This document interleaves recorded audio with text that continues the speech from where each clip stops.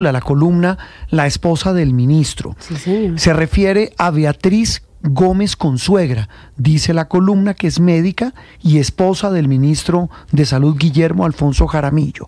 Habla, me llama la atención como la califica más abajo, la primera dama de la salud, la que quita y pone, la que da órdenes, y lo respalda nuestro colega Daniel Coronel con una investigación muy bien reporteada, sí, señor, muy bien hecha, sobre un incidente con un buque hospital de atención de salud en el Amazonas. Sí, señor, exactamente. Ella, recordemos, ella tiene un cargo muy importante en el sistema de salud. Juan Roberto es superintendente delegada para los prestadores del servicio de salud en el país, y pues lo que revela Daniel Coronel es que la señora Beatriz Gómez Consuegra estaría ejerciendo funciones más allá de lo que le corresponde, porque le hicieron una alerta una agente interventora, Lina Baracaldo, advirtiendo los riesgos que hacían imposible la suscripción de ese convenio para este hospital fluvial, que no iba a tener fondos suficientes, que se iba a convertir en un elefante blanco. Ella y Mario Castro, asesor jurídico del hospital, recomendaron aplazar el tijeretazo de esa cinta inaugural, Juan Roberto, que no se hiciera la inauguración del hospital, y quiere escuchar qué fue lo que pasó cuando ellos le hicieron esa advertencia, audio que publica también Daniel Coronel. Claro, Daniel publica este audio de esta conversación que fue grabada por estos dos funcionarios. Una de ellas ya la votaron y pusieron en su lugar a una cuota, qué casualidad, política del Tolima, del hoy ministro Guillermo Alfonso Jaramillo. La señora, y como lo califica Daniel en su columna, con una arrogancia que da el poder, mire cómo, escuchen ustedes cómo trata a esta señora, a los dos funcionarios que se atreven a decirle que no firme el convenio de ese hospital fluvial. Entonces, ¿ustedes firman hoy o mañana me presentan la renuncia? Es más, de una vez. Doctora, hoy es imposible que se firme ese contrato. No. Yo no me puedo... Yo no... Perfecto. Pues me presenta la renuncia a usted y la otra. Punto. Se acabó eso.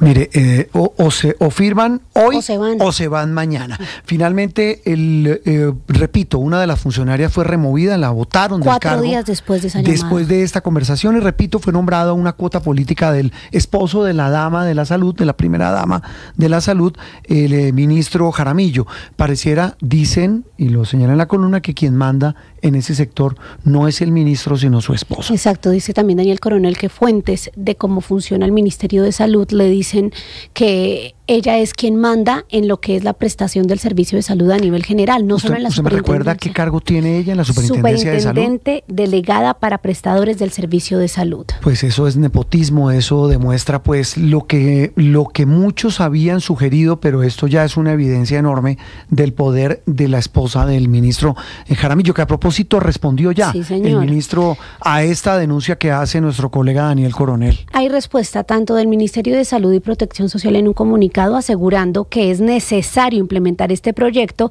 y manifestando su preocupación por las demoras injustificadas en la ejecución del mismo, porque dicen que ya están garantizados los 55.000 millones de pesos que requieren, pero también a través de su cuenta de X responde en un largo, muy extenso trino Guillermo Alfonso Jaramillo, diciendo que es indignante que, a pesar de la claridad jurídica de que su esposa llegó ahí por sus méritos y no por él, los ataques contra ella persistan, y más grave aún, que se realicen con un sesgo evidentemente machista. Pretenden reducir a mi esposa a una figura secundaria, ignorando su formación, experiencia y la dedicación con la que ha trabajado por la salud de los colombianos. Por lo escuchado, por lo visto, aquí el que se equivoca es el ministro, porque el que está en un segundo plano es él.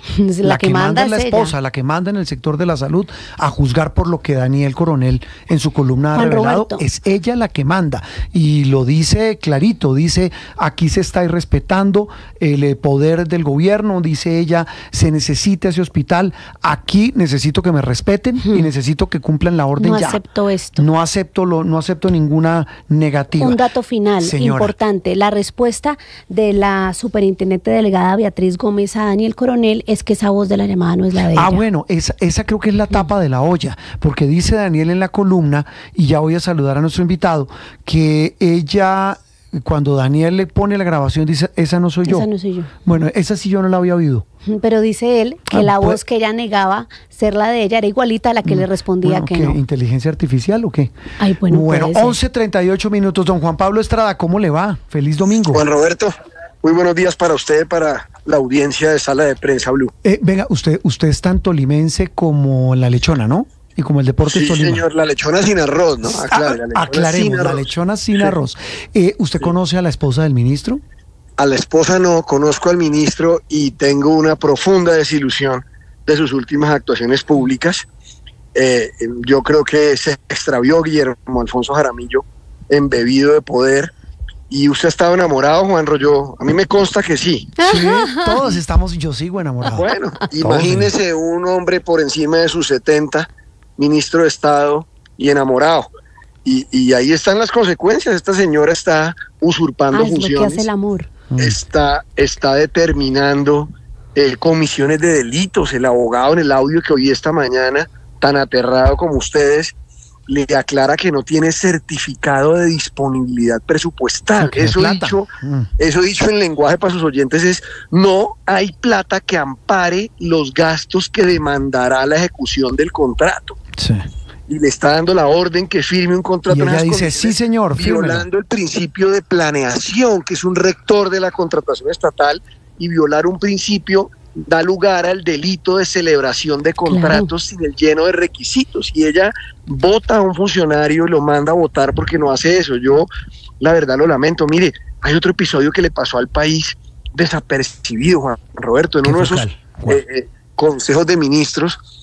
Petro contó con mucho humor que Jaramillo, cuando Petro era subversivo y estaba alzado en armas contra el Estado, lo transportaba en su carro. Y lo metió al Congreso de manera clandestina. Eso es un auxiliador de la subversión. Que esté prescrito el delito, que eso no es un tema para reírnos ni para celebrar. Lo de Guillermo Alfonso es terrible, es el más maduro y el más trajinado del gabinete, y entre el amor y un fanatismo ciego terminó siendo un obsecuente subalterno de Petro que hace lo que le digan, como le digan, y ahora además, imagínese, la mujer es la más poderosa del sector. Eso, francamente, si aquí no actúa la Procuraduría General de la Nación de manera inmediata y la Fiscalía General de la Nación, apague y vámonos, porque no sé qué otra, y el argumento lo decían ustedes ahí, negar la voz, negar la conversación, y cuando le ponen de presente el audio, decir que no era ella. Sí, pero Juan Pablo, súmele una cosa, y es que ella manda en el sector salud, pero Guillermo Alfonso Jaramillo es hoy quien manda en la Casa de Nariño, ¿no? La secretaria jurídica, no la secretaria jurídica, sino la jefe del DAPRE. Sí. Claro, y ahorita el reemplazo de Paula Robledo suena también. Exactamente, suena, y son dos personas muy cercanas a él. ¿Qué le dice a usted de esa configuración en la que este político amigo es lo que le sucede a Petro? Él necesita gente que le asienta cada disparate. Yo lo dije en estos días y me estaban las bodegas atacando como perrito de taxi. Eso es que cuando usted frena, mueve la cabeza de manera vertical. Eso es lo que está necesitando Petro en esta recta final. Dijo, y quieren hacer política. Querían inaugurar ese buque en el Amazonas para mandar el mensaje de todo lo que están haciendo por la salud, pero lo iban a hacer pasando por encima de las normas y los principios rectores de la contratación pública en Colombia. Y la disculpa del ministro, que también lo leí, un trino victimizándose y queriendo poner un tema de género. No. Seguramente la señora tiene una trayectoria que todo el mundo tiene que validar y respetar, pero es que no es sano esa relación que tiene un concepto de la función pública. No, es que hay un tema que se llama la ética. No, Juan Pablo, hay un tema que se llama la ética. Por el hecho de tener una carrera, usted no puede, como lo escuchábamos en la grabación, atropellar así a unos funcionarios. No, pero voto si no hace lo que yo diga. Los principios, la ética, las buenas maneras de la cosa pública. ¿Usted se imagina en otro gobierno que el ministro tuviera a su señora de superintendente en el mismo sector? No, ha pasado, Juan Pablo. ¿Sabe cuál es para mí la reflexión? Es que ellos decían que no iban a hacer lo mismo que hicieron los gobiernos pasados. Pero ¿cómo es que se dice? No hay que lamerse las heridas. El tema, pero Juan Pablo, es que ya en eso estamos curados de espantos. El silencio, o sea, más silenciosos que un amante entre un closet, todos los bodegueros petristas con la compra de los aviones. cuando casi incendian el país, cuando Iván Duque sugirió que había que renovar la flota aérea, y en esta coyuntura el hombre hace un negocio con pésimos aviones. El rasero es distinto, literal, el rasero es otro. Con una intervención bien sugestiva del ministro Reyes, que está por allá ahora embajador en Suecia, y eso no los aterra, eso no pasa nada. Entonces, eso va a terminar pasando factura en las urnas. Él va a mantener su fidelidad porque él tiene una tropa, esa tropa fiel que calla, pero a Petro se le olvida que él se eligió con un poco de votantes de centro y de centro izquierda que sí se aterran con circunstancias como las que estamos comentando. Entre otras cosas, usted menciona ahí el episodio de los aviones, Juan Pablo, y que según el presidente Gustavo Petro, lo que acaba de pasar, este nuevo choque con Estados Unidos, con la Secretaría de Seguridad, Kristi Noem, se debe a que ellos, el gobierno, privilegió a la empresa sueca Saab para elegir entonces para reemplazar la flota de Kafir por los Gripen. Ustedes saben que es probable que esa decisión se haya tomado, que además si se tomó es equivocada también desde el punto de vista de lo que se denomina en contratación, así sea directa la escogencia objetiva. Vi un trino de algún experto donde no aguanta la más mínima comparación el avión sueco con un F-16, pero listo, digamos que lo de los Estados Unidos es así, pero que nos quieran convencer que un presidente al que le oímos decir disparates 7/24, no dijo lo que dijo, y los trinos que trata de aclarar el presidente es clarísimo, que hizo una defensa cerrada del Tren de Aragua y le atribuyó al Tren de Aragua fue un problema social, y un presidente que no habla inglés, que tiene que comunicarse con traductor, y además dice que no dice lo que dijo. No, eso ya estamos curados de espanto. Juan Pablo, la canciller tampoco. No, ninguno de los dos habla inglés. Tampoco la canciller. No, ya no habla inglés. Pero digamos que eso entre comillas puede ser secundario. El tema, Juan Pablo, es, mire el volumen y el calibre días después de esa reunión en que terminó sabiéndose lo que pasó ahí. Exacto. Es decir, la cosa es muy complicada. Sabemos que del lado de Washington no es que sean los estadistas más rigurosos. No, sabemos que allá hay otro loquito al mando. Pero hombre, exacto, pero es decir, pero uno pretender... alguien decía en mi familia, jalarle los bigotes al tigre de esa manera, yo creo que eso no es saludable. Pero también el tema es que ahora que nos quieran hacer creer que Petro no es capaz de decir un disparate de esos. Es muy complicado cuando uno lo oye decir disparates toda la semana. Pero es que él lo confirmó, lo interrumpo, Juan Pablo, ayer en Pasto, entre otras cosas en un evento para impulsar la paz total, una desmovilización del bloque comuneros, el presidente dijo que efectivamente a él le parece que son jóvenes venezolanos los del Tren Aragua sin oportunidades, o sea, él lo confirma. Que necesitan amor y comprensión. Juan Pablo, sí. Y mire el panorama y la idea un poco para tratar de ponerle orden a... Acá los que somos opositores somos nazis y el Tren de Aragua necesita afecto y comprensión, calcule. Pues esa misma reflexión la hizo la Secretaría de Seguridad de los Estados Unidos. Juan Pablo, volviendo al tema del ministro Jaramillo, el de Salud, ahora envuelto en esta polémica, viene la defensa de la reforma a la salud. ¿Cómo pinta en el Congreso? ¿Qué le dicen a usted? ¿Cómo la ve? No, mire, yo siento que el Congreso también se equivoca. Es que el gobierno es desastroso, Juan Roberto, pero la oposición también deja mucho que desear. Y entonces yo siento que el gobierno no quiso concertar, y lo que le corresponde a la oposición es dejar las constancias de que desde luego que hay cosas por mejorar en el sistema de salud, pero no la estructura de tierra arrasada que quieren hacer. Lo mismo que pasa con el tema de la reforma laboral. Yo estuve en contra de esa decisión de Álvaro Uribe que se llevó por los cachos 60 años de lucha de los trabajadores. El único país donde a las 8 y a las 9 de la noche sigue siendo de día para efectos laborales es Colombia. Pero hay un manejo tan torpe de la oposición que le terminan dando a un presidente que necesita pipetas de oxígeno, le dan pipetas de oxígeno porque ese tema, al menos el de la pensional, el de la laboral, perdón, pues tiene sentido y lógica. Lo de la salud me parece que va a volver a tener dificultades y eso le vuelve a legitimar a él lo que ya es su estrategia de la no me dejan final. gobernar. Petro ya sabe que no pudo, no hay un solo resultado para mostrar, no hay paz total, no hay ninguna ley importante. Es decir, no me dejaron los medios tradicionales, no me dejó el señor Juan Roberto Vargas, no me dejaron los señores de Caracol, no me dejó RCN, no me dejó nadie, y tampoco me dejó la oligarquía. Ya estamos aprendiendo, entonces ahora denme una nueva oportunidad con alguien que él va a señalar para ahora sí volver a hacer, y vuelven y arrancan a prometer, y con una despilfarro de recursos pues que no tiene asideros. En la historia contemporánea, Petro a estas alturas dobla el gobierno de Iván Duque en pago de pauta publicitaria. Eso es un tema, Juan Roberto, que usted se imagina, ya hubieran quemado el país. No, estoy viendo aquí un artículo del Espectador que habla de eso. Los 18 bodegueros. El ejército de influenciadores pagados con nuestros impuestos. Juan Pablo, hay todo esto adobado con una campaña que comienza, que es la de la consulta popular. El mismo ministro del Interior, Benedetti, nos dijo en Noticias Caracol, es que nos dieron papaya. Nos dio papaya a la oposición y arrancó la campaña, pero ahora a través de la consulta. Papaya, porque es que imagínense que la consulta sí permite que el gobierno haga campaña.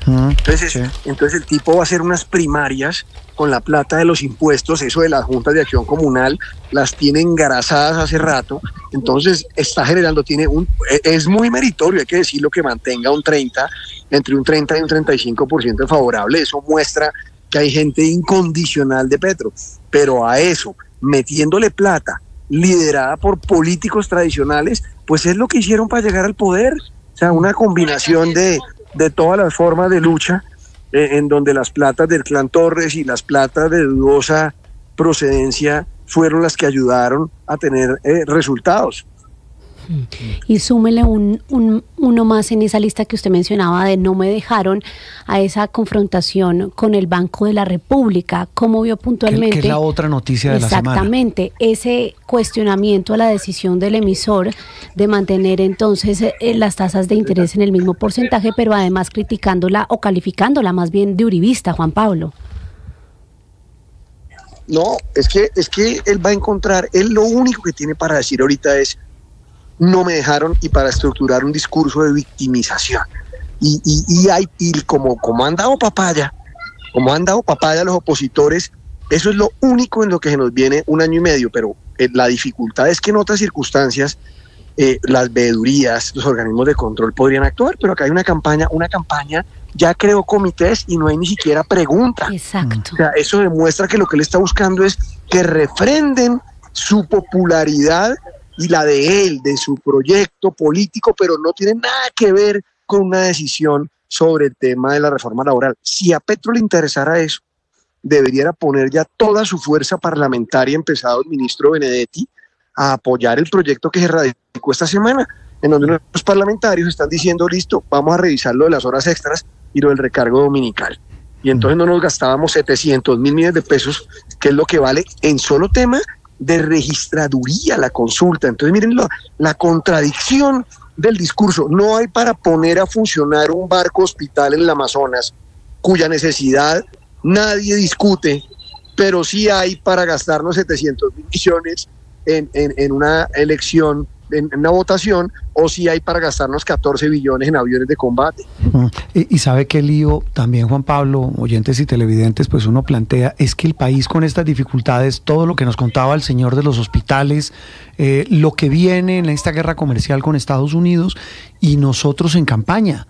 Es que el problema es que el país ya entró en campaña política. No, de ahí no vamos a salir, ya le dije, Juan Roberto, no es un tema de antipatía, no es un tema de querer no reconocerle, no hay resultados, tiene unos resultados, una economía que a pesar de todas las decisiones torpes, tiene unos indicadores que no son calamitosos, eso también hay que decirlo, pero la infraestructura está frenada, la inversión extranjera está frenada, la construcción está frenada, ¿no?